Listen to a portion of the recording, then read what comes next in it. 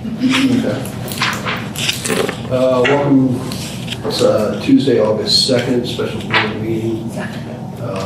Norwood City Schools here. It's 5:23. If you go to call roll, please, Julie. Mr. Bryant? Yes. Mr. Faulkner? Mr. Atwood? Here. Ms. Ballard? Here. Mrs. Warza? Here. Next item is there it is. I pledge allegiance to the flag of the United States of America and to the republic for which it stands, one nation, under God, indivisible, with liberty and justice for all. Sorry. We were worried about you. That's okay. All right. Everybody is. Let's see. Next item would be the adoption of the agenda. Motion. Okay, motion by Amber. I'll second. Second by Brandon. Mr. Bryant? Yes. Mr. Faulkner? Yes. Mr. Atwood? Yes. Ms. Ballard? Yes. Mrs. Warza? Yes. Next item would be personnel superintendent. Thank you, Mr. President and the board. I'd like to recommend the following to be approved for the placement on the administrative salary step. This is certainly in light of us moving into the this school year. I want also just to draw attention to the steps are, of course, we've approved that in the past, but we did not place the administrators on a specific step. So the step is in relation to the position that they are serving at whatever level, elementary, middle, and high school. So for example, if you saw an elementary principal and high school principal at the same step, that would be still a very different pay rate because of the level of responsibility. And then of course, from this point forward, to move forward on this step, of course, that it would be considered with regard to their evaluation, their education, and of course, their experience.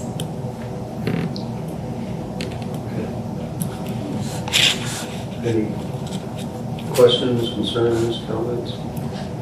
I'd just like to add, these are not necessarily increases. They do somewhat reflect the 3% increase that is impacted by the teaching faculty. And as you know, we're expecting health insurance to increase. So it represents that small amount. I wouldn't say 3% across the board. We were looking at the steps that most appropriately reflected that increase, but they're not large increases of 5, 10. They're nothing like that. The board approved the salary schedule in January, I think it was, and then again in June when we placed the athletic director on it. So this is just a procedural thing to make the auditors happy so that you have voted on where they should be and on the salary schedule. And their steps do reflect their time with the district and their current pay. And in timing this way, it just kind of goes right into the... That's right. Yeah. That's right. Yeah. Right. I didn't realize it was so important for the auditors that they be placed on a step, so that's why we're going about this. The paper trail is very important to them. We like keeping them happy. What have we done in the past? So in the past, the reason we came up with the salary schedule or the step schedule for administrators, it came very evident to us, in the past, if you were a dean of students, of course, you just received a $5,000 stipend. But we had, for example, someone leave the teaching faculty and become an assistant principal. And so when I looked at what that person would make plus $5,000, we actually had, if they were not, we were probably going to offer less.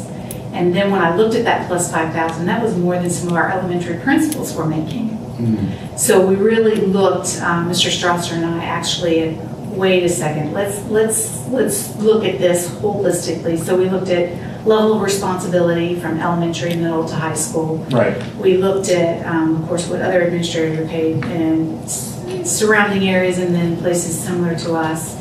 We looked at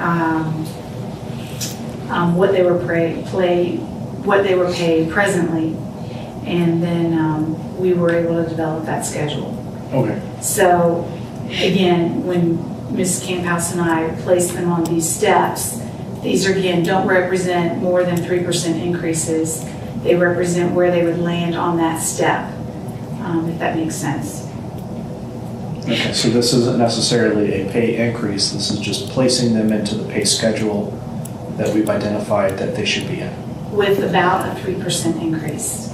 The 3% was decided earlier, I think, Right. because the teachers got it Right. and Due to the the health insurance costs. Right. changes, yeah. Right. It just hasn't happened yet. This is what's going to make it happen.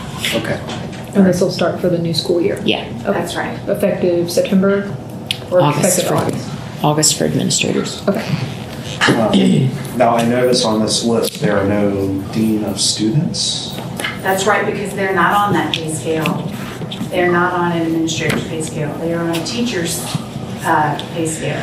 So they get a $5,000 stipend, all deans, and that is in addition to their teaching salary. They're not on an administrative contract. Okay. So their days, hours, and their expectations, and even their credentials are different. Gotcha. How many deans of students do we currently have in the district? Just one. Just one? Okay. We've gone from 2 to 1. Okay.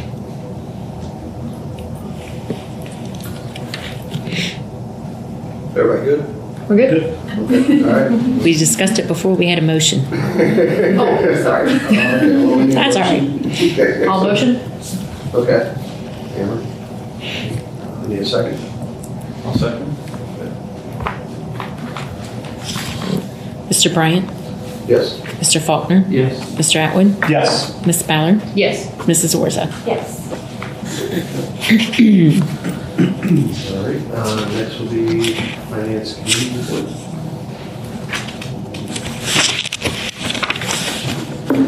Construction. Thank you, Mr. President. This is for the abatement. Just like to make a motion for the approval of the change order for Monarch Construction for the abatement of the asbestos in the building. And we could motion in a second, we can do a discussion and then amend to which way we need to go. Do that. Let's do it that way if we can, and then that way we can. That's perfectly fine. Okay. All right. I have a motion to, So, for the approval of the abatement of the change order for the abatement. okay. I'll second. Okay. So just to be clear to the board and of course, Mr. President, is that we're really looking at what our options are. Because when we review our options, that will then possibly prompt an actual change order. And the change orders are numbered.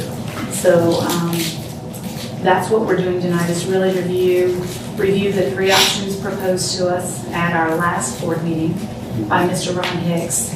And then tonight we'll decide which of those 3 options that you choose. Okay. All right. So we'll open it up for discussion. I'm for the full abatement on that. That's really all the options. It really makes sense. The only other thing that I would like is for the attorney to, look into EEI for some kind of, repercussions for their lack of what they did not do the information we don't need it. If we'd had that, we wouldn't be in this position right now. It could have been considered part of the scope, is that what you mean? Yeah, so I think we need to, I think that part of it, we need to go. My discussion is on for a full abatement of the whole thing. I am as well. We got to take care of the kids and provide a safe environment for them, in my opinion.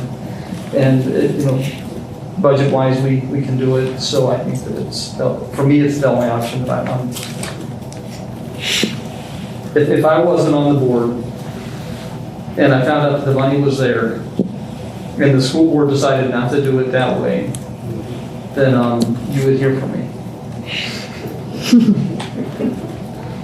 The full abatement includes the exterior walls having those sandblasted in full? Or are we still talking about It's going to put a block wall, inside wall on side of that with labeling behind the new wall. So they will block that off and They will not have tear out to tunnels the going brick?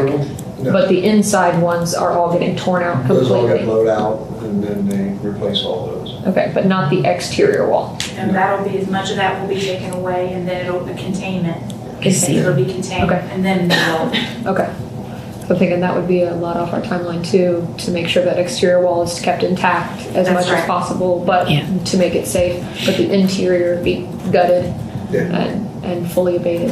And from what I understood, they're gonna create passageways through for the exterior. That's on option 3. That would, well, this was for the Oh, for exterior the in case we needed to oh. go through with. For security tables something. cameras or Is that lighting. correct, yeah?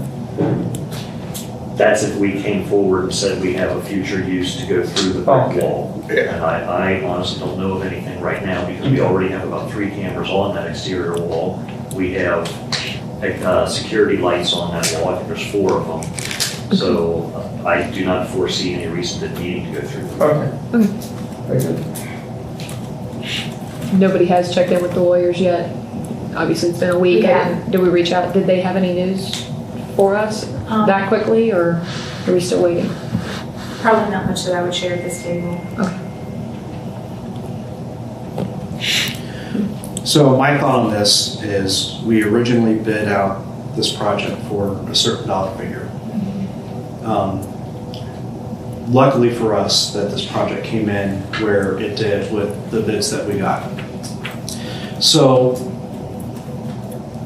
and the change orders up to date so far have been reasonable because we've been on top of it. I think the biggest one was the crushed ductwork. Correct. And there's, I mean, that's Yeah, right. I mean, nobody knew until you open these things up. Right. right. So, and not only, I agree with Scott's thing, you've got to take care of the kids, but not only taking care of the kids, I think you have to take care of the future employees of the district, the future maintenance guy. They're going to have to be dealing with the ramifications of the decision that we make here today. I do not want in any way to hamstring the educational quality of future generations of Norman students, nor do I want to jeopardize the health hazards of anybody who may have to come in contact with these walls. And, you know, if this was properly labeled in the beginning, we would still be spending close to the same amount of dollars that we're talking about with this potential change order, give or take a small portion. So it's not like this is really costing us a ton of money. What I see as our biggest issue with this is this has cost us time. And I know the contractor and everybody's trying to mitigate how much time we lost, but still there is a lost time factor here with this project that I think. And it does throw off our budget for when we're looking at the potential of the age of all the buildings that we're correcting. I know we have a little bit set aside for the unknowns, but those contingencies still have to work for the rest of the building, and we're not even there yet. I have to keep telling myself this, or else I would be very, very upset. But the price is probably about the same. If it would have been scoped correctly, Right. Yeah. it would probably have been very close to what we're going to wind up paying Right. to finish the building. I think down. there's some extra permit fees or some extra things that's really gonna, you know, change the dollar, but Yeah. in the scope of things, I mean, you're probably talking something, you know, in the $50,000 to $80,000 range. I was just But hoping they to be still able to stretch anticipate those dollars. having the building ready for Oh, I the would, children next year. I would prefer to stretch them too. Yeah. Right. Yeah. Which is good.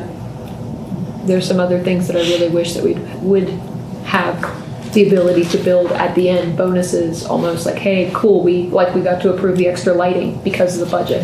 We could maybe improve other things along the way Sure. if we didn't have surprises and misrepresentation for our We want to have prediction. enough money to do the high school Right. well Yeah. when Right. we get there Right. versus just what we have left. Exactly. So with all that in mind, I am for, so that would actually be option 2 is the one that I'm in favor for.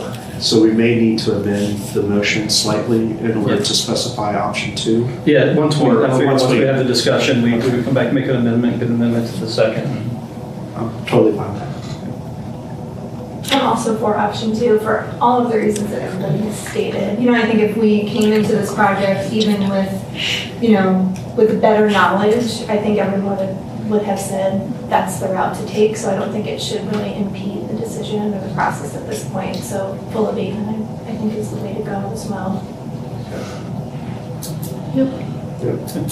And I'd like to amend the motion for the approval of option 2, the full abatement on the change order.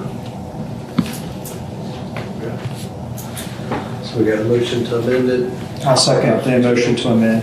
yeah, for option 2 for a full abatement. We got Scott. All right, jumping. All right, for the amended, the amended motion, Mr. Bryant, Yes. Mr. Faulkner, Yes. Mr. Atwood, Yes. Ms. Ballard, Yes. Mrs. Orza. Yes. Next item is here. No, all we've done is just amend the motion, right? Now we have to vote on the actual. So we just voted to amend the motion. Was that, oh, yeah, so now we got to vote. So now we got to vote to do the approve motion. the new motion. Okay, All the things. Okay, okay. So the approval, So the new motion on the table now that we've amended it Is for is for, right. for full abatement. And that way they can go forward with it. Correct. Okay. So you're motioning for it? No, it's Scott's it's already been motioned and amended, and amended. And But now for so the now we next can round. just call It's just call the roll again. Okay. the roll again. Mr. Bryant, Yes. Mr. Faulkner, Yes. Mr. Atwood, Yes. Mrs. Ballard, Yes. Mrs. Orza. Yes. I think the hardest part of our job is figuring out. What's next? Who's on first? We all agree. Now, wait a minute. Okay, next will be here in the Republic. Don't have anybody, so, next will be closing items. German. Make a motion to adjourn. Okay, we got a motion by Scott. Second. Second by Amber. Okay. Mr. Bryant, Yes. Mr. Faulkner, Yes. Mr. Atwood, Yes. Miss Ballard, Yes. Miss Orza. Yes.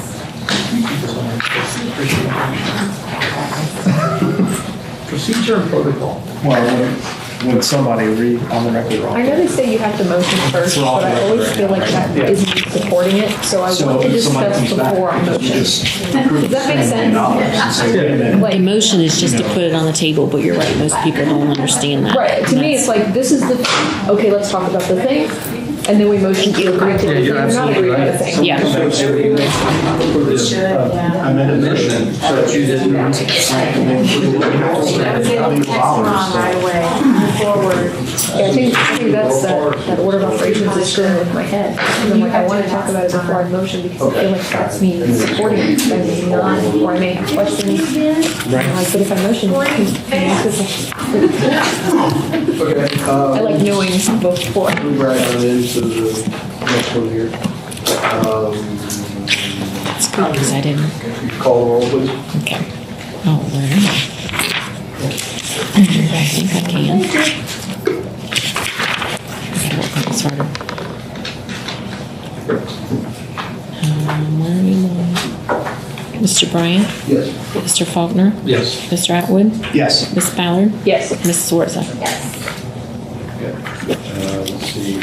Go ahead and do right? No. All right. Discussion items. Thank you. Dr. Sabo? Thank you, Mr. President and the board. This evening I have Drake Planetarium. They are located within our high school. And I had the great luxury as a young, in my high school years, taking astronomy class as an elective when I was, before I graduated high school. And it was a great joy to be in the Drake Planetarium. At that time, it was just known as the Planetarium. So I guess it was probably 2 months ago. Him approached me and wanted to share more about the planetarium, what they do, and a little bit more about our partnership, which I wasn't exactly aware of, our partnership with Drake Planetarium. So, Pam, I'll turn it over to you. Thank you for coming tonight. Thank you for the invitation. Hello, everyone. If you don't know who I am, my name is Pam Bowers, and I am the Executive Director of Tri-State Education Technology Foundation. And I have been doing this for many years, many moon phases. This all started in 1984, and that's when we formed this foundation. Drake Planetarium is what we do business as, and that's what most people know us as. Our mission statement is that we educate, innovate, and inspire kids to pursue careers in STEM sciences, to understand science and to have fun with science and engineering and robotics. And hopefully with that tack, we want them to take a look at what it would be like to have a career in science, math, engineering. To my left here is Abby Shore. And Abby, we came on board about 2 years ago. And Abby's a computer engineer. She's the only woman computer engineer who will be a graduate from Miami University. So we were, yes, Abby can do a lot of things. She can do great websites. She can also fix any of our computers or any technology that we have. She said, oh, that's just great. Run. But when you think about what we do, and it all started at Drake Planetarium in Norwood High School, it's been a pretty phenomenal journey. You know, when the kids that we see, we created this whole thing in response to making the planetarium sustainable, okay? And that the burden would not be Norwood City Schools. The burden is a shared burden that all users who come into that facility share, therefore making it a very minimal burden for the people that are using it.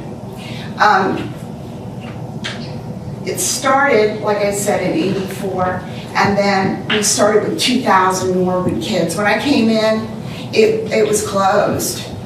And rest his soul, Dave Query said to me, he said, Pam, you know, you can go in there, but if you don't learn how to use the equipment, I'm gonna have to fire you. Wow, that's just great.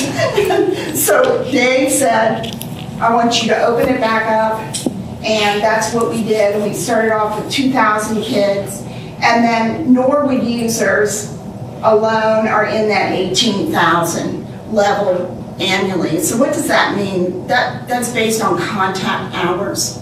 You know, we, on an average, our attendance has went up 10% each and every year in the last 5 years.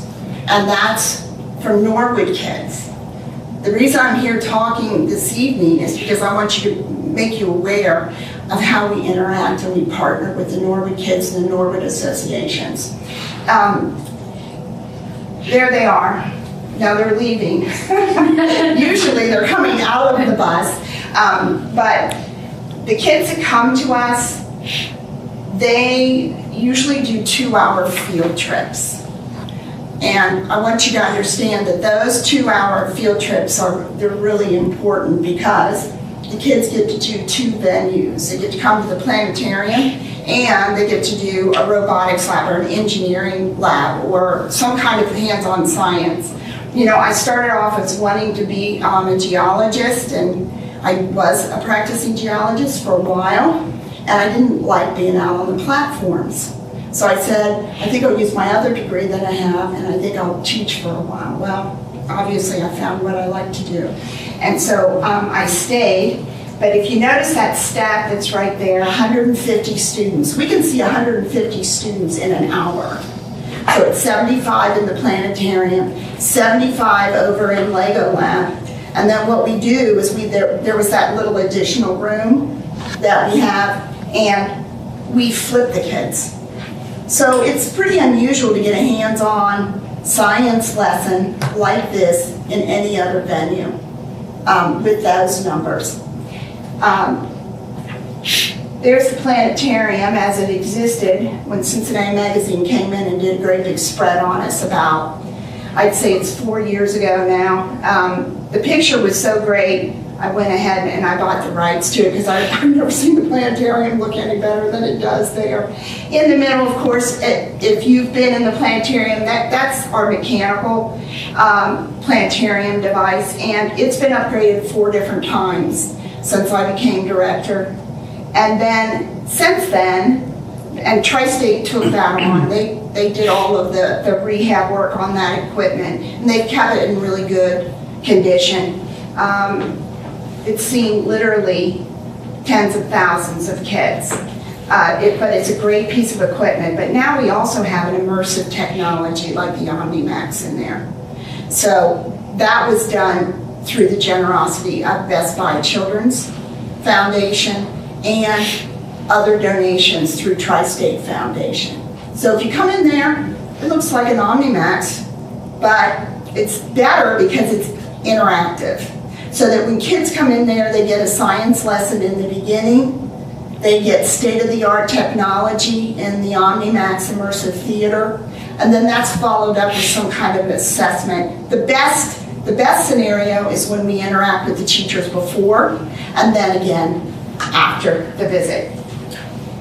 All right, there's Lego Lab, and we put a lot of kids in those sites, and we do what's called a power build. So we do engineering, robotics, earth space science in that site, and what I do is I project the image, obviously with that digital projection, up on a big screen that we had, and then the kids build right along with me. So it's very efficient, it's effective, and everybody gets the job done.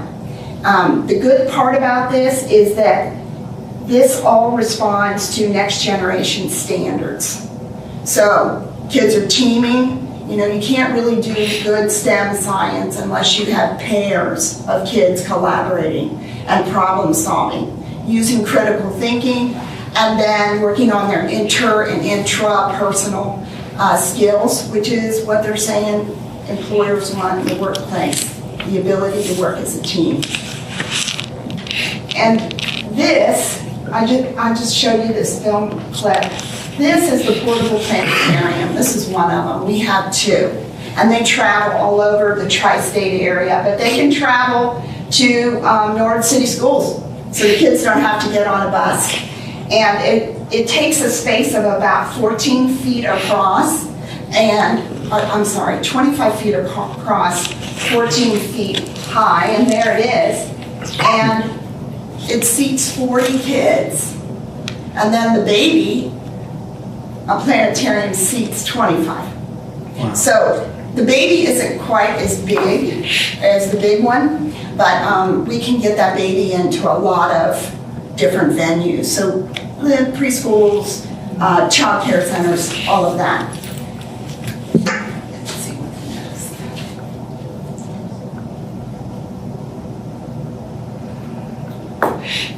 All right.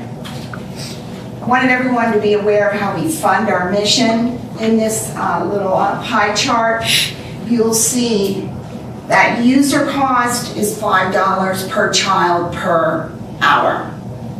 It actually costs us $15.50 an hour to give kids the kinds of programs that we give them. And notice it's 68%, and we fill that gap as Tri-State Foundation. We fill it. How do we do that? Good old hard work. Feet through the doors, feet to the doors, feet from the buses. I mean, our programming earns 68% of our revenue. And then as you can see, sponsorships, grants, that's because we're broad in scope. We see so many different kinds of groups that we are attractive for grants, both state and federal, and foundation monies in a 3-state area or nationally.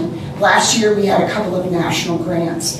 And then what we did is we partnered with the 21st Century Grant at Norwood, and we bought things for the kids in Norwood because of the impact that that grant has. And I think this is year 15 for our organization partnering on the 21st Century Program, and what a successful program it has been. These kids are from Mount Healthy, and what's cool about this picture is it reminds me that we try to differentiate in every program that we do, so that all kids are hands-on and they're able to problem solve. There's a partner across from them. And it's more than just Legos. I think sometimes when people look at it, if you saw some of the other programs that we did, All of this is just a little marketing piece that I wanted to give you, and it's by grade level. If you flip it over on the back, it has descriptors. And all these programs are available for NORMA kids. All they have to do is use them. And I would like to see that percentage come up from 10% annually over the last 4 years. We'd like to see more use of the planetarium. That's really important to us. If it's there, if they can walk down the hall and use it, walk across the bridge and use it, then they should be using that Lego lab and the robotics programs and all the other stuff we do. All right, this is just one example. Next Generation Standards. This is an innovation program that we use, and it's chain reactions. We take this out a lot into schools after school. And we do that for Norwood, courtesy of that 21st Century Grant. We're in all the schools, so, which is great. And these kids, you might recognize. These are the rep kids for the summer program, 21st Century program. And we logged on close to 1,000 hours of contact with these kids with STEM. And so we're really happy with that. And this is the K through 2, believe it or not. It's silly me, I thought there was only going to be 15 kids in the program, is what I thought. There were 60. Wow, you guys really showed up. Anyway, they have great programs for that. Laura Ferguson program, really good. And this is just about who we collaborate with. All of our research and development is done by outside entities. So that would be National Science Foundation. I use a lot of Harvard programs, University of California, Berkeley, because they're tested. So I'm not distributing programs that don't have the R&D behind them. All right, Little Bits. Have you guys ever heard of Little Bits? They're very popular right now, and what's cool about them is that we have one of their academies, and Best Buy is the sponsor of that. And the kids, see that looks like cardboard? That's what it is. They had to make a cardboard merry-go-round out of whatever they could put together. And then up to the upper right is my National Science Foundation program, Robotics. That's going on right now this summer. We had 4 weeks of that. And that's pretty cool. And John helped us with that. He gave us the water to put in the pools. Okay, so it worked out great. Coming up, 2018, 2019, I have a Mars Explorer program, which features the portable planetarium. They go in there and they collect data. They come back out. They use a simulated terrain to build robots to do specific tasks. Very cool. It's underwritten by Duke Energy. So that goes on the road. I wish I had one that looked like that, one of those robots. The other one is Plate Tectonics. Plate Tectonics is a 3D geomorphism program. What's that mean? Volcanoes, earthquakes, faults, everything you can want to know about earth science. And we can see grade 3 through 12. Same way with the previous one that I just talked about, grade 3 through 12. It can go through all those different grade levels. There's a 3D Earth. They have to put it together. They have to collect data from the planetarium program first. Then they come out, and this next slide will show you, oh no, this is getting harder, because they have to locate all of the fault zones, all of the earthquake areas, all the volcanoes, all the mountain and valley chain systems, and it's a unique way of teaching that content, and the kids like it. And here we are in with a herd of dinosaurs. We have a dinosaur exhibit this summer. It's called Dinosaurs After Dusk. And the kids come in, and then we have this really cool program about dinosaurs. And then they walk down the hallway, and they go into the pit area. I have 500 pounds of sand stuffed with dinosaur bones. This was underwritten by Greater Cincinnati Foundation Summer Fair. And I think I'm missing somebody, but can't remember who the other sponsor was right offhand. And there's the dinosaurs. We color-coded them so the kids would not have as much trouble putting them together. But we also gave them a puzzle map. We made these puzzle maps that they would match up. So that allows even really young kids to do this experience. Last but not least, here's just a little take on the summer. It's short. We have sound? No.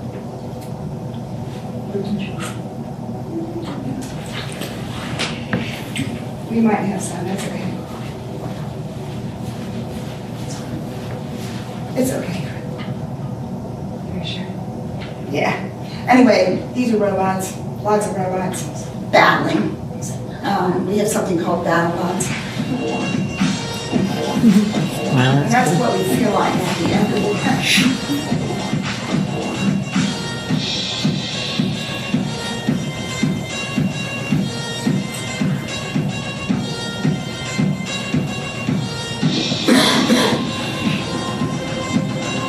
What grade level did you say participated in this camp?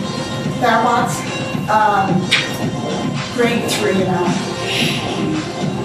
Of course, it's worked a little bit between each.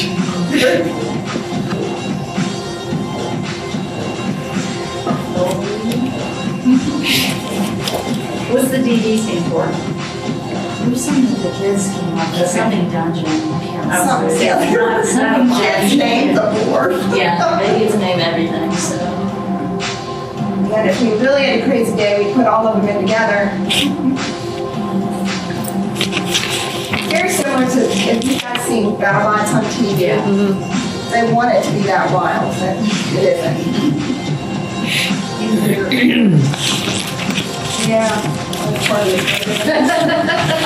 I think that would have been really fun to bring in and let us like. Yeah, great. So, I mean, just, you know, sometimes, just those types of. Before or after the meeting? During. Thank you very much. Thank you We for all love you our do. partnership with Norwood City Schools, and we hope to continue it. Well, thank Thanks. you for being flexible this summer. As you know, a lot of the Lego Lab activities happen in part of the west wing of the middle school. So that's Yeah. why you saw pictures outside of in the concourse area of Shea Stadium. So they've been most gracious to be moved there this summer. Yeah. So thank you. Thank you. Did Any we plan questions? for, commission plan for next summer with the 50th anniversary of the new plan? You bet. I just got some stuff today, you must be reading my mind. So I do have one question.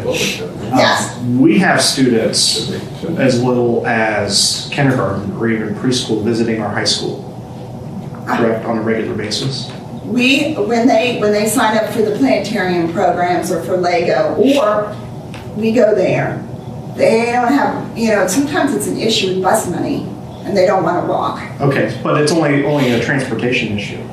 So something I'd like to point out is I think it's phenomenal that we have this type of facility in a high school. And I think it's even a more phenomenal aspect that we can bring kids of any age into that building and there be no issues. Well, there isn't. It's been, this year's my 35th year. And we have not, I can't say we've had hardly, we'll not. I just, Can you this imagine is, bringing all those kids through?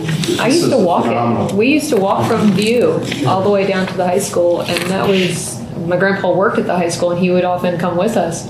And that was like the coolest field trip that we took. We were so excited for it. I can't believe we don't have more classrooms taking advantage of that. Yeah. Hopefully we can change that, because this is an awesome program. Is it fair, for you to speak to the standards? That certainly we want teachers to use their classroom time, and field trip says it relates to the content standards. Next generation standards are and I have yet to talk with Chris about this or with Kathy. Everything that is developed now is next generation standards.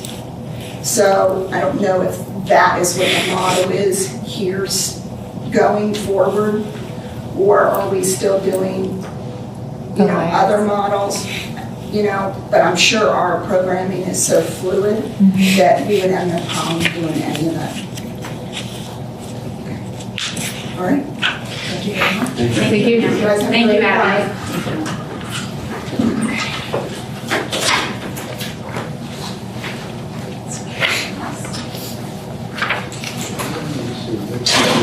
Construction. Yes, construction. We thought we'd give you an update. Because John and I know it seems like that's all we talk about, I apologize. But even as late as, 2 days ago, things continue to evolve. I just did want to confirm a few things for you, and that is that the third floor we anticipate will be passed over to the middle school tomorrow. When we say passed over, it hasn't been gone through inspection to be released to teachers to actually physically move in there. But we have permission to move items in there, which helps to free up space. I actually spoke with the foreman of the job late this afternoon. He said, if it's not teachers and students, go for it. Start getting your stuff in now. So Okay. by that respect, it's been released now. So good, so that will help to move things from one space to another. And then second floor, we're still expecting on August the 10th. He too said you can start moving furniture in there as long as it's not students or teachers. Okay. So, yeah, I'm gonna start And tomorrow. then August 1st, August the 16th, we hope to have even the first floor. There's a new cabinet area in the multi-handicap classroom that those cabinets won't be in for the start of the school year, but we hope very soon after. The cabinets are ready to be installed. That installer has some hiccups and has to work through that, but we'll be working to get us on his schedule. Is that work going to happen like at night or only on weekends? Well, that room we just simply won't move into, but, and actually those students and the teachers have been prepared that they will likely stay at the high school, but the room next door to them they could use. So it's partial. That's the one that has the laundry facility. and the That's right, sinks. that's exactly what I'm talking about. Yep, that's the room. So at least they could halfway move into one of their rooms. I do want to let you know the prep work in field has begun. So they have already moved into preparing those spaces, and we're excited about that work. The goal all along, as part of the scope to save money, and was to use the existing ductwork that we have. And so in that, if I can take you to the auditorium right now, where we all like to sit, and there are those what we call mushrooms underneath each seat. And everyone's always curious about what those are and what they do. Well, for hundreds of years, air has come through there. And would you say freshened the room? Air, it's cool. It's not necessarily warm air, not necessarily cool air. Maybe I should use those terms, fresh and lightly, because John and I, we did see some video. They decided to videotape what was down in that area. Okay. It's a little more than a 2-foot cavity. So if you were in the boys' gym and the girls' gym, and that's the base of the auditorium floor, that's between that ceiling and, of course, the floor of the auditorium. That's where that cavity is. And so that term for that is called a plenum. And so we want to clean that area out because, of course, the video shows that it has lots of things in it. So we'll be having some duct cleaning. We're also going to put new mushrooms, if you will, with screens on top of those holes that perhaps there's no mushroom on top of, because the intense desire to put something down in there. Mostly bottles, paper. We've lost a few cell phones down in that area. So yeah, now that we know what that space is, the challenge is, if you look up above the girls' gym, it's actually almost like tic-tac-toe. As far as, so they're large ironwork supports. And so I would say the far left side of that tic-tac-toe would be the girls' gym. And of course, we know the girls' gym ceiling is not positive. It is negative for hazardous material. So they believe they can easily perhaps place a hole and just blow that out, add some negative airspace, and get all of those particles, dust, out and clean that space well. And the boys' gym, that roof, the ceiling of the boys' gym, it did test positive for hazardous material. So we know that we will be taking that ceiling out and replacing it with one that is not positive.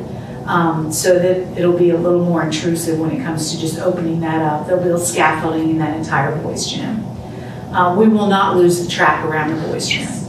I know when I do alumni tours, they really like to take a lap around that boys' gym. So, but that will, as I understood it today, in talking with Mr. Hicks, that will remain in place. But we'll get a new ceiling in that boys' gym, and of course, a clean plenum, if you will, and some new mushrooms.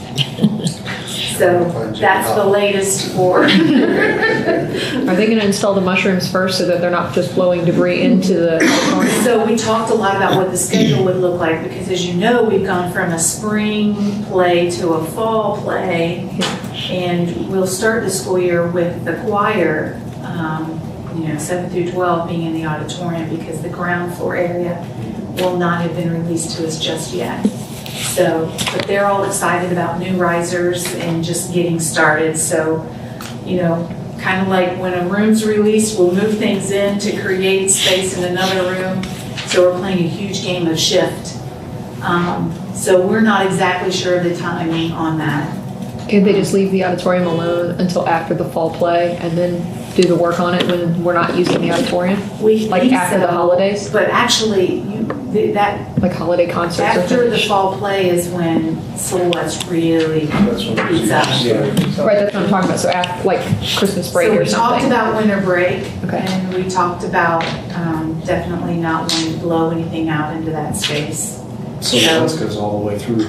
Through March. Yeah, end of March. Yeah, it's, Yeah, but not actively performing in the auditorium. Yeah, they practice. Oh, yeah, yeah, they're, Yeah, but they can practice down in the practice room, because I did for years. I know it's possible.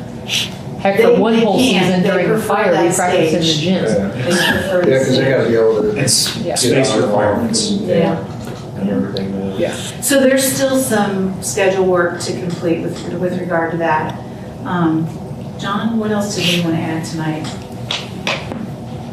I was just going to mention that as of tomorrow, we were going to start moving furniture into those rooms. Hopefully both. That's exciting. That is very exciting. It's going to be a lot of work, but it is very exciting. So we're coming in. And hopefully by Tuesday or Wednesday of next week, they can release it to teachers, and teachers can start coming in and getting the room set up in the way they want it. We'll be there to help them. Can we take a tour? When are we allowed to go in and take a look at it? Sure. Maybe We can next certainly week? arrange that. Yeah. I would love to see progress. That'd be nice. I know we talked about it at the time, I just, We do talk I about. want to get hands on it. Need help moving desks? Well, Yeah, I'll help you move stuff. yeah. We could. We We're certainly not could gonna do have that. an executive session next Thursday. We probably just do it then. What? So they're gonna be all right next Thursday? After the board meeting, we're not gonna, right now, we're gonna be slotted for an executive session. Can we have the board meeting in the middle school at the auditorium and just go from there? We could. It says hesitant. It's pretty warm. We really could. We could just adjourn and go. Do it now. Go now. No. I'm easy. I mean, next Thursday. Easy. We can just have it up there. We could do that. Yeah. We certainly could do that. So Okay. do that. And then we could just see it right. That'd be great. What's the fall play? I do not know. Oh, I'm not sure if they've decided that yet. Okay. Whatever you, Thursday, next Thursday? Okay. I think you probably still want to have the meeting in the mini auditorium. Just, yeah, just have it in the mini auditorium and then we can go from there after the meeting.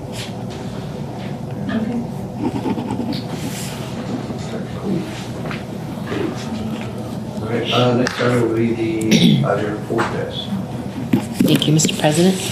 And I did print copies for you. We talked last week, or at our last meeting last week, about about cash flow and some of the challenges that we would have if we decided to do anything different with Allison. So I just wanted to go over the forecast with you again and make sure we're all still on the same page. So the forecast, if we can just go on down to line 6.010, which is the most important line on the forecast of all those numbers. So that's just down a little bit farther. There it is. So you can see for the current year, we're expecting to be spend into our carryover $1,530,000. And then the following year, we expect to spend into our carryover $1,772,000. It gets progressively worse each year after that. I have started on a new forecast for October. At this time, I see no dramatic changes that will save us from that spending into our carryover. So the plan, of course, is to try to make a little bit of cuts here and there and everywhere to try to stay within balance or find some way to get revenues higher, which is always very challenging, as you can imagine. And if that doesn't work, then we can always stop transferring money to the permanent improvement. But that permanent improvement was to be savings for the high school remodeling. So that was our top goal, is to make all these buildings remodeled, to get all of them to have their turn. So I really don't want to stop doing that transfer unless it is imperative that we have that cash for the general fund. So then I printed another document for you that just shows the summary of the forecast. It's called an executive summary, and it makes it even clearer to view just how crucial it is when you're only looking at 3 line items: revenue, expenditures, and then spending into our carryover or savings. It becomes very clear. So that revenue surplus shortfall would be the line I'm talking about, all the way across. Again, the negative 1530 for this year, 1772, 2474, and 2833. But I want to bring your attention to the ending balance without a renewal levy. If we spend all that money, as it says in the forecast, we will be left with a balance of $308,000 at the end of 4 years, including this year. So $308,000 will not get us half of a payroll. We spend more than that on we spend $700,000 on payroll each pay. So that's not even half a payroll. So then again, another document further on down on that same document is the red and the black, and it puts it in pictures, which I like. If you start with 2019, the red is revenue, the black is expenditures, and you'll see in black and red that our expenditures are projected to be too high for the next 4 years. And that gold line is our cash balance after the result of each of those years of spending into our carryover. And then finally, the last couple of documents I have are benchmarks that I mentioned at the last meeting, but I wanted to make sure that you had a copy of them. So the first one is the residential taxpayer's share of daily costs. Our daily costs are $74.04. This was from 2 years ago, not last year, but the prior year. And you'll see that in the dark green bar on the very far hand right side, we're quite a bit higher than any other districts that were considered similar districts. So that means of our daily cost, how much do our residents pay? That's not our commercial taxpayers, that's our residents. So you can see that our residents are paying quite a bit more than a similar district, and we can't really go back and ask for more. I mean, we do have plans to go and ask for a renewal levy, but we can't expect our taxpayers to get us out of this overspending that we have on our forecast for the next 4 years.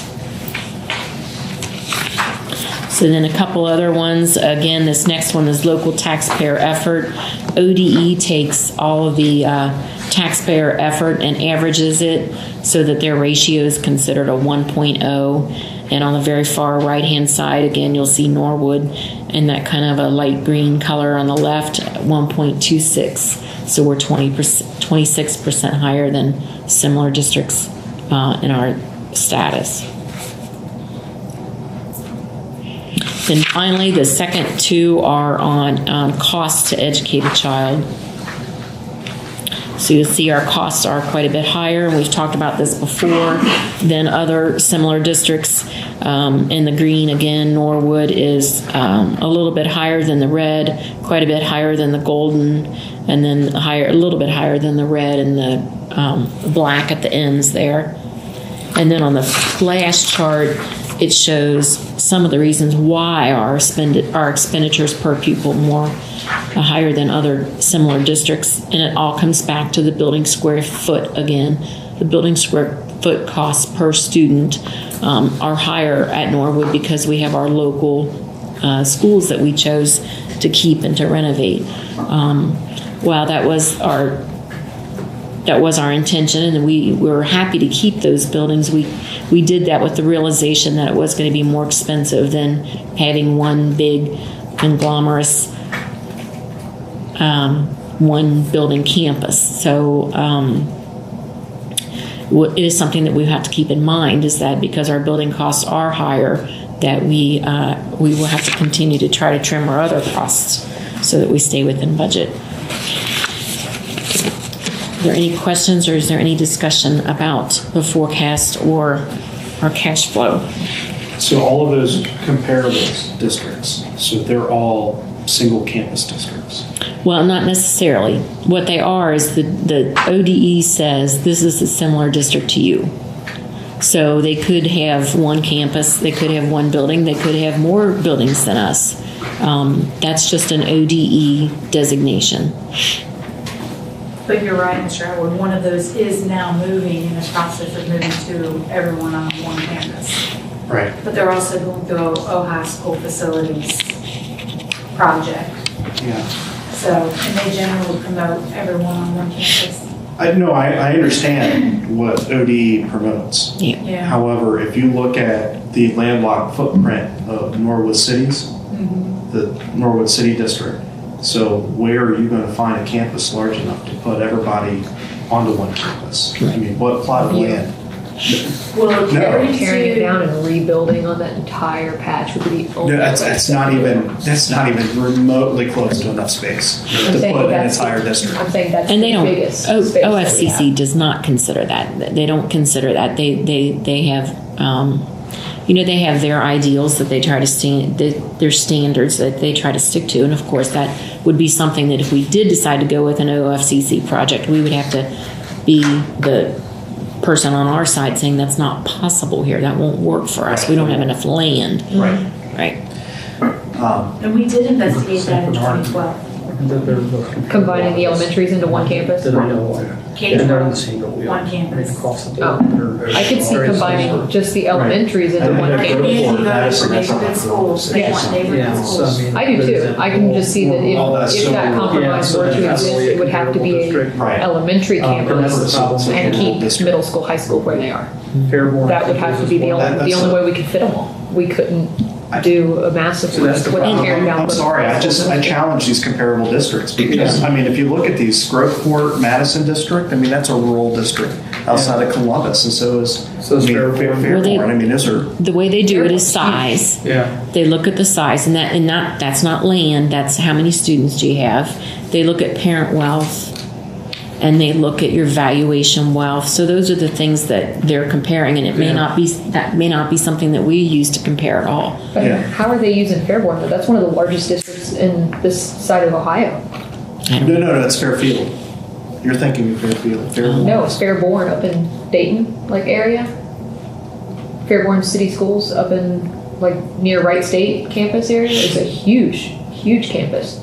That's big. Lots of land up there. San Bernard is It's not based the on closest land. one to us I'm just saying, size-wise, and it's the also very physical similar. facility space that they've taken out for their Yeah. district, it's a huge school. And you look at their numbers, and their numbers are very similar to Yeah. ours. They're, other than the square footage. Yeah, and that's not my point, because we've already made the decision to renovate, and we're getting through the first part of the process. I just want everyone to keep in mind that our expenditures are already going to be pretty high, and we really can't ask our residents for more funding. Absolutely. That we need to be able to find a way on our expenditure side to keep those costs contained and stay within our revenues. That was my point of the discussion tonight. So as we go to a more energy efficient heating and cooling system, is that going to help a little bit? We're also adding air conditioning. So I in think air lighting will conditioning, help us. I mean, it is going to be more efficient. We're going to be more efficient, yes. But just the fact of adding air conditioning will make our costs higher. Have we ever considered the possibility of solar? We have, and we did, And What was the outcome of that? and it didn't go very far. The understanding I had was we just didn't have enough space on the roofs of our buildings to make that feasible. Right. But I did hear just recently that the technology is growing in a way so it may not has- take as much. And it has advanced in So the, it may be, Efficiency rates. the information I'm saying is we didn't have enough square footage on our roofs. It's probably 10 years old. So Oh my it gosh. may be worth reinvestigating. And there's probably Absolutely. also, with the updates that we're doing, this is a really good time to reinvestigate grants that might be out there for, We did for lighting. right, but I'm saying if for solar panels to be, like during our overhaul, to have that. We see if did it's bring something we that up could to our architect, and they were not exactly So, excited about that potential. And it seems as though we did talk with, there was mention that we didn't have enough actually sunlight in this area. Not trees. I was gonna ask that. It Yeah, is, I mean, not on there the really- roofs. It's been a lot of cloud coverage Right. for a lot of Yeah. year. Well, yeah, if you That look was at brought up. solar That wasn't for your viable. house, it goes by, they got a graph. Yeah. Let's go, it's south facing, it's southern facing yeah, exposure is what you're looking for. yeah. But if what you were looking at is 10 years old, the efficiency rates of solar energy systems, quadrupled. I know Kenny was the one who had it, him and Ernie and John, I guess, worked together. I don't know if that was, if they pulled you in on that, or Who, Kenny? Ken Miracle and, Oh, no. I said him and Kenny, or him and Ernie looked at it separately another time. I know Ernie and I brought it up again to the architect. We also have a lot That of, was within the past year. we have a lot of playground space and parking lot space and things like that where we could even double that as shade for the kids to have, kind of like how the zoo has them over the parking structures where they're angled properly, but it takes care of basically covering the playground so now the kids can play in the shade. And it would double for energy efficiency. So if we needed more space than the roof offers, put it on the playgrounds. Julie, can I ask you another question? In your forecast, have you made any allowances for any of the commercial property reevaluations that we're going through? Those get updated every year. So I haven't done it yet because it's not until the October forecast. Okay. But yes, those get updated every year. So that could change some of these numbers a little bit. I mean, not drastically. Right. Not fix the problem. Right. Yeah, and the point is what my goal is to get rid of those negative numbers on 6.010. And I've got enough experience as a treasurer to realize it's not going to be in one spot. I'm going to find a little bit here to cut and a little bit there to cut, and I'm going to do something a little different over here and hope revenues come in a little higher. And that we'll kind of chip away at it to get that to work. So that's what I'm hoping for. But even if we were to have a good year and balance this year or next year, Right.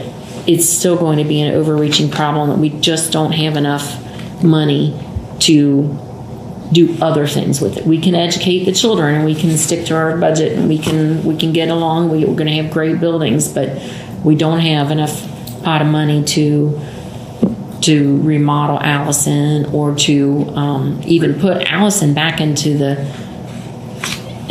whole instructional picture, because all these things that I did with benchmarking, or that I didn't do them, Ernie did them a year and a half ago, Right. did not include Allison. So The next question I have is, what things can we pay attention to try and help improve the revenue?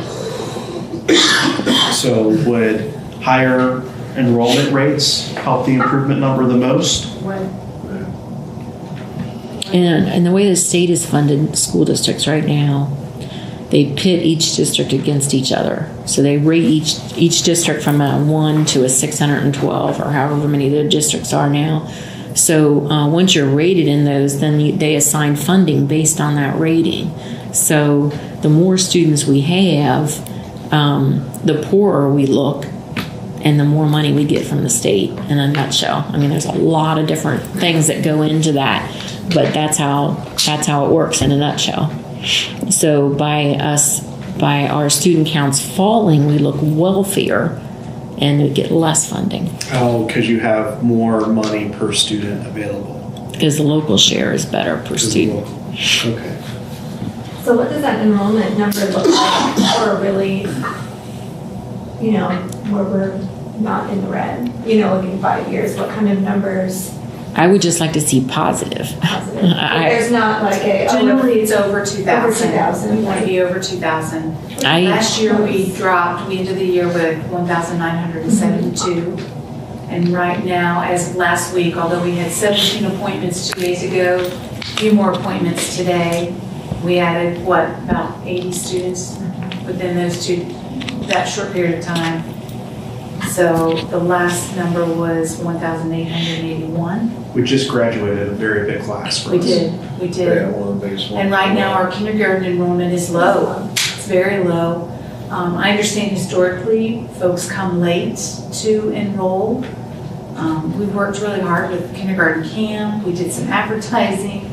And it's just, whatever you could do to encourage folks that if they have a 5-year-old or a child that needs to be in preschool, to please get them enrolled. We'd love to have them.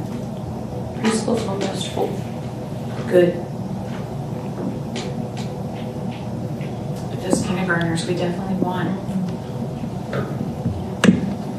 Because as it stands right now, we have more teachers than children in kindergarten. So that's something that personnel-wise, we'll have to continue to monitor.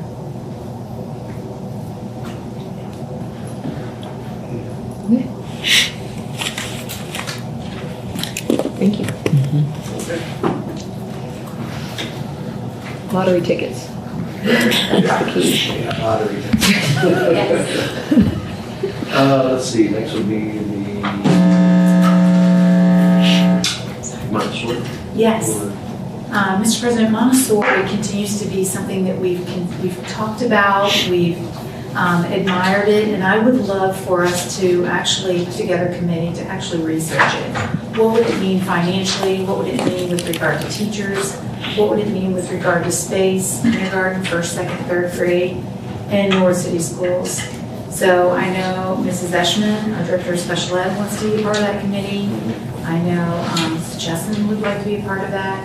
I know Leslie, our Montessori teacher, Ms. Stanley would like to be a part of that.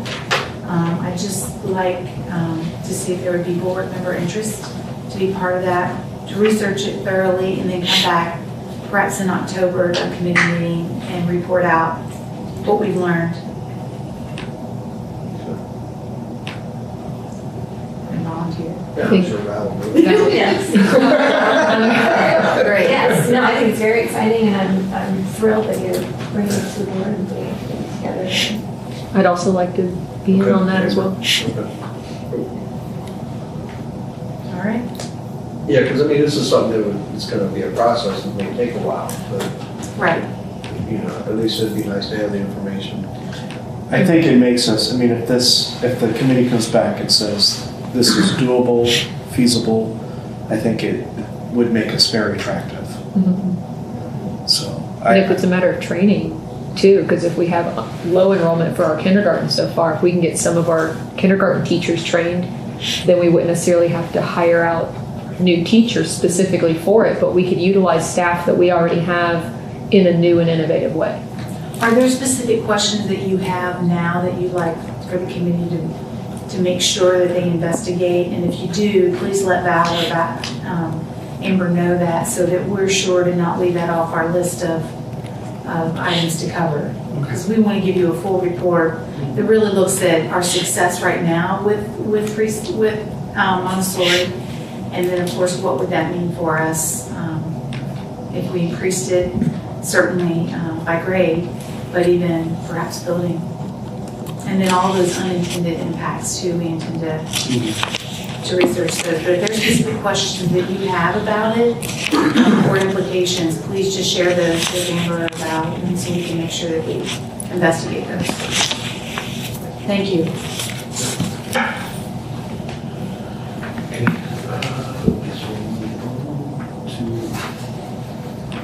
Looks like everything else is pretty clean on there, isn't it? Education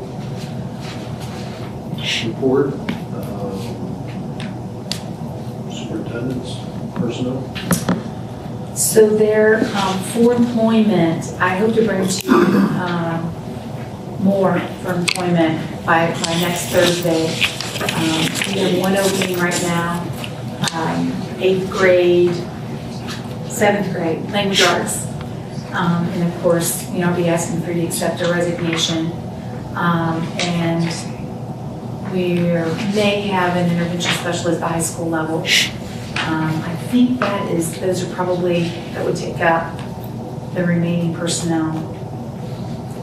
So that should come to a small close. But just for consideration, of course, a student assistant increasing their hours. I think we presented that incorrectly. And then, of course, we have three resignations.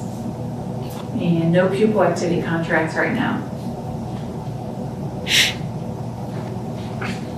But there may be additions, so continue to watch. Let's see, next will be policy. I don't think you got anything. We're getting ready to have a meeting coming up here soon where we're going to be going over everything. I've started submitting some questions. Yes. Yeah. So, All right, good. yeah. Get ready. Let's get Your stars, right? everybody else get ready. Everybody's favorite topic. Okay, the goals and grounds, we don't know everything yet. Finance, Scott? Okay, Julie, correct me if I do this wrong, okay? Financial reports, 801 is our standard monthly reports that we have. I'm going through. 802 is the temporary appropriations that'll be in place for 2019. 803 is not existent any longer. We just approved that tonight for full abatement. No, 803 is, It is a change order. This is a Oh, I'm sorry. That'll be the change. it's a different change It's a order. different Yeah. change order. It Sorry. is.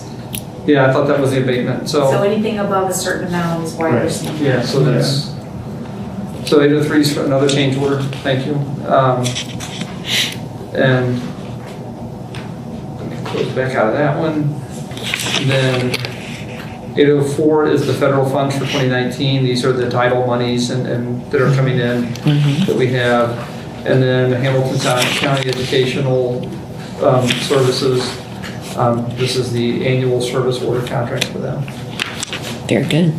Good. I will say on the monthly financials, they're not all complete there. My board report's not in there yet, but we have balanced out, closed out. So the other documents are in there for your review.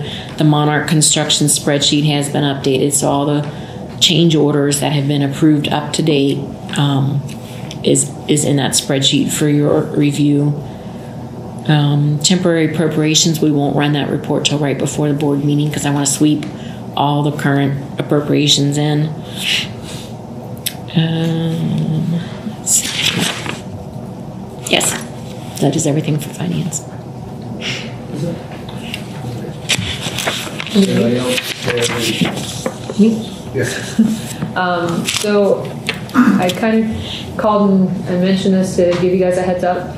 I am interested in consolidating the Avenues for Success report and kind of changing that role to make Avenues more of kind of a bullet point underneath a community liaison type role, where eventually I'd like to lump Avenues, Great Oaks, and basically going to city council meetings, potentially working with the schools on doing social media updates and giving folks another potential contact point, because we get it. We can't get Mohammed to come to the mountain let's take it to them, give them another way to really reach us.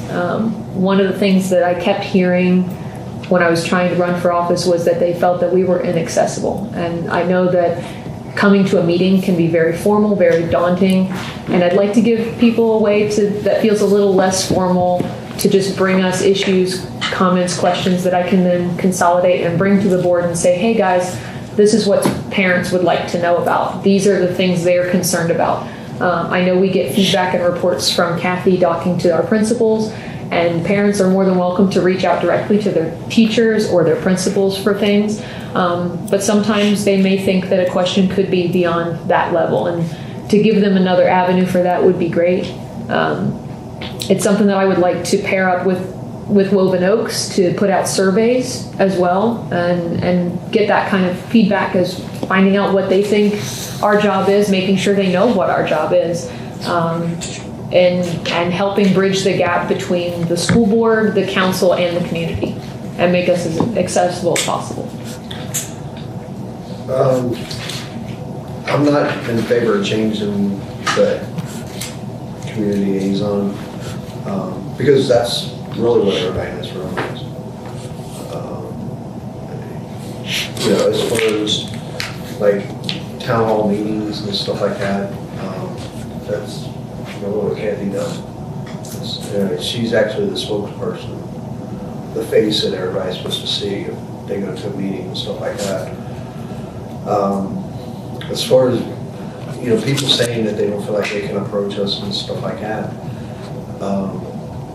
I really don't get that feedback from a lot of people. You know, I understand that some people will say, you know, I don't want to go to a board meeting. But if they don't want to go to a board meeting or a community or a committee meeting, what are the odds they're going to go to another meeting? I mean, Because they wouldn't be sitting through a meeting. It would be specifically for them to bring questions and concerns forward, and but for then them anybody to could talk. do that to you on the street anytime, really. I mean, you go to a basketball game, or, you know, you go to the grocery store, you run into somebody, you know. I mean, as far as accessibility, I mean, you know, everybody here is pretty much open. I mean, was it Kenny Miracle that couldn't cut his grass because of his name? I just need that. I'd like this to be more of a report aspect, to bring stuff back to you guys, to say like, these are things I'm hearing, and I'd like to report what I'm hearing, because in all the reports, none of this comes from the community directly. It's Right. parts of what we do, but it's usually the daily business run aspect. There's nothing in our. You could do that though, without having to do all that. I would appreciate the opportunity to respond before that information made its way to the board, quite frankly. Yeah. Right, and I'm not saying it wouldn't. You mentioned social media. You know, we're reaching out. We have a number of efforts in play right now. So, you know, we talk about branding. There's a lot of work that has to take place before you just pick an icon that says this is going to represent us. You pick 3 words like innovate, you know, inspire, things of that nature. There's a lot of ground level work that has to take place that has not taken place. It is in the process. I encourage you to follow me on my Twitter, because I'm trying to begin to set that stage. But a lot of that work happens not only when teachers are here, which they're about to come back, but this past year did not incorporate much of that work. As you know, we're rebounding from a great deal of healing. Yeah. And there's work to do in the community with that. But there's work to do on our website. We recognize that. We recognized that just 2 days ago, something that with great intention appeared to not be there. So there are a number of things that we're willing to rectify, and I would appreciate that if you hear about those things, give me the opportunity to respond, because the beauty of Norwood City Schools is that we are small, and we can provide an extraordinary education for our students and do it in a very personalized way. And I would like those complaints, those concerns, and those credits to be just the same way. And they can be that way if we continue to work that way. So, you know, with regard to your initiative to work with Woven Oak, you know, that's a West Side Norwood, which I know is reaching out to all parts of Norwood. That's the side of Norwood I come from. So, you know, I think it's great that those people are doing that. I really do, and I encourage them. we've been nothing but supportive by providing them space to do that kind of work. I was a bit disappointed in their survey, I will admit. I met with them initially before they even engaged in that entire effort. I think their challenges can impact us, but I think they're really interested in city membership and city council. And I would just like to point out that while we are all in the same fishbowl, we are very different entities working under very different rules and actually with somewhat different jobs to do. I recognize there are many things that are very similar, but they're welcome to come to our meetings as well. And we're always welcome to go to theirs. But as serving on chamber, you know, that connection is there. I can call our mayor at any moment in time. I can call Donna Lake at any moment in time. There's no, as far as I'm concerned, a lapse in communication. Part of that is because we're leaders going in a million directions, but we know if we take the time to call one another that we take that call. So from my perspective, I guess I would just say to summarize your idea, it is that if there are concerns in the community and you believe or people share with you that needs are not being met, I can make that happen really quickly, that those needs are being met and those questions are being answered. And there are lots of great people that are going to be coming back to join us on August the 17th to make that happen, not just for those parents, but more importantly for those students. So if there are concerns, we want to address them quickly. Okay. It's just, my concern is if, you know, I think the public and everybody needs to know that they need to go to the superintendent. If all of a sudden they feel now, well, I'm going to go to this particular board member, and that's the person, that's my point of contact, then it just kind of, you know, it's going to cause a lot more confusion. Well, I would never take it on as an assuming role to talk for the board. It would be Yeah. just giving folks another option of communication point to then take those concerns and bring them to. But whether or not that's your intention is to talk for the board, the public assumes you're speaking for the board. That they're going to hear, oh, Amber, board member, okay. And it doesn't matter how many times you say, not talking for the board, Amber, board member, this is what the board thinks. And that's going to be the intention. Okay. I was a booster president for 8 years. I haven't been to a booster meeting since I've been on the board. And Scott will And that's why. Because when you walk in, I walked in and got Amber. So I do feel, I know that one of the things that my feedback was is they felt that they didn't know how to best contact us, and maybe a letter at the beginning of the year. I know it's in the calendar, but maybe just another email to say, hey, these are your new board members. Here is your contact I agree with you. information, and here's the order of operations. If you need to reach out for this, reach out to your principal. If you need this, reach out to Kathy. If you need this, you can bring it to a board meeting, and put the dates and times. Just something like that to give people another heads up for how to reach us, because I think that part's being missed. And every once in a while, update that on our social, you know, hey, we've got a meeting coming up, if you would like to be part of it, and make sure that's pumped out on our social media as well. If there's a problem, they have no trouble finding it. I think more directly, we use our automated call system, and in the past, we've used it sometimes so much that people don't listen to our voicemails. So, Is there an or even option our to text. email also, like to email or call, or do both? or do both? Yeah. Is that an option for It parents? is an option. Okay. Yeah, And text message, Yeah. right? It's, Sometimes all at the same time. you can, Yes. Yes. all your devices are on. I've had concerns from, you just ruined my dinner. You know, my phone is ringing, this is dinging, and that is beeping, and can't we get away from you? I'm like, I'm so sorry, we're intrusive with our communication. Right. But, so it's difficult, and as it stands now, building principals, including Avenues for Success, they have, and Gear Up, and Mr. Hines, they have to all ask me before they do an automated call, because I'm managing how many are going out and from whom. And plus with the school getting ready to start, everything's gonna go. Well, they'll increase. Everything is crazy at this point. But I appreciate your enthusiasm to make what is perceived either not good or not right perfect. And I appreciate that. And I want you to know that I would love for you to text me, call me, but if there's a concern, we want to take care of it right away. I really want to do that. These are my people. This is where I grew up. This is my home.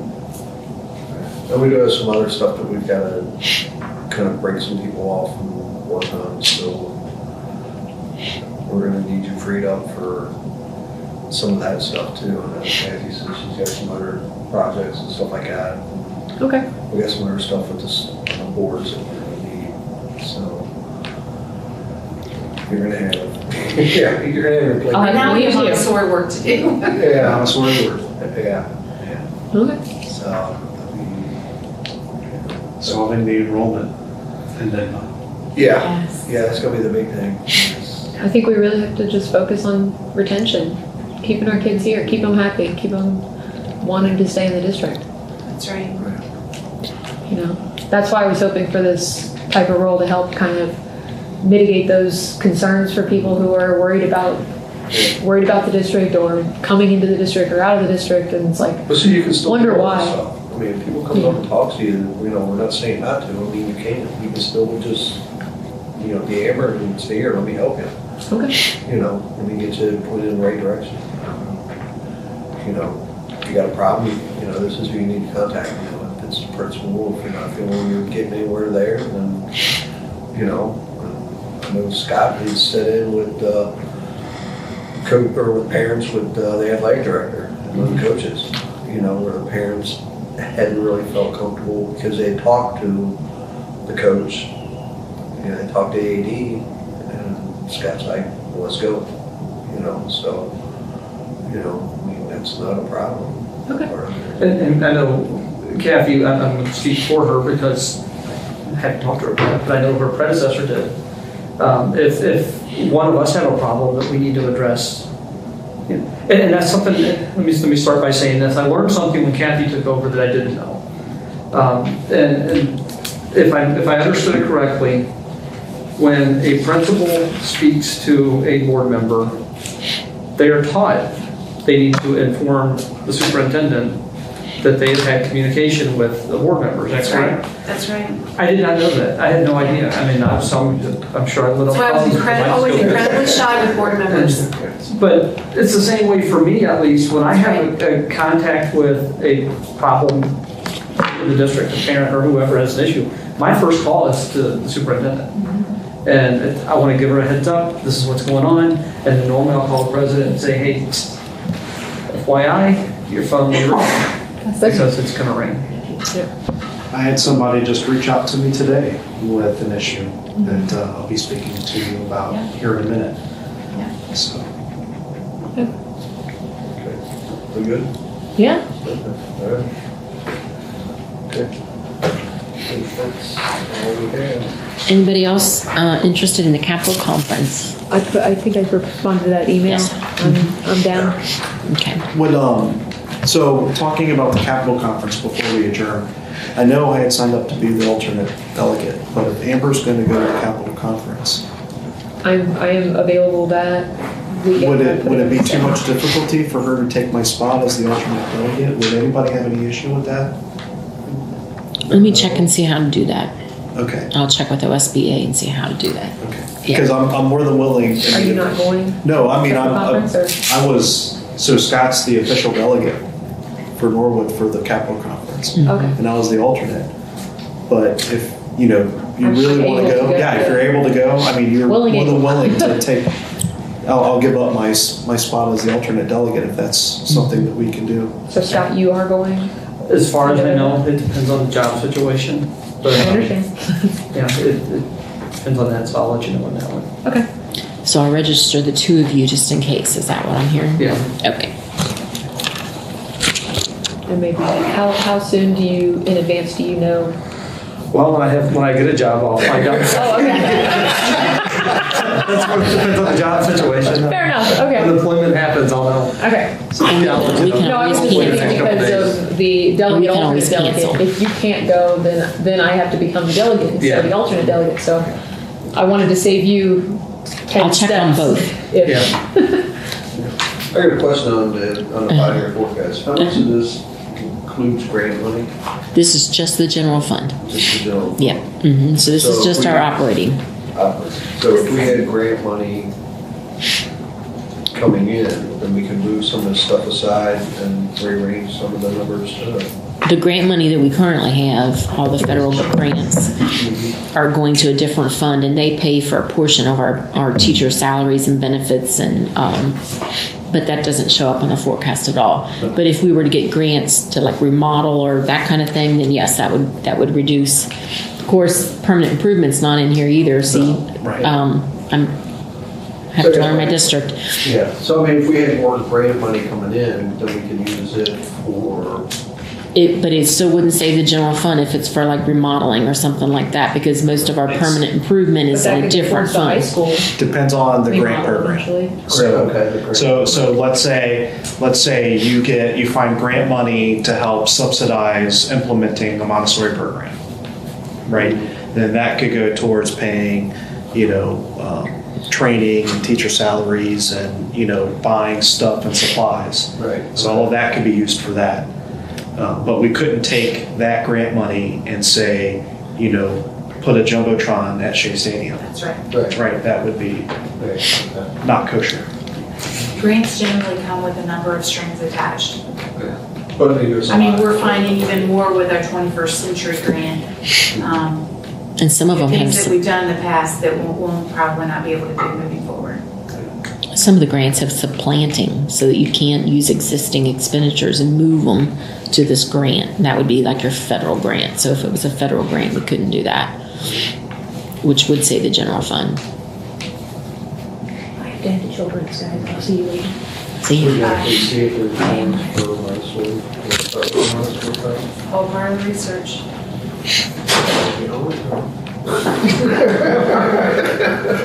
As well as get your classroom ready. Exactly. To deal with. All right, do we have anything else? I'll give that up too. Okay, all right, meeting's done. All right. That's on my phone.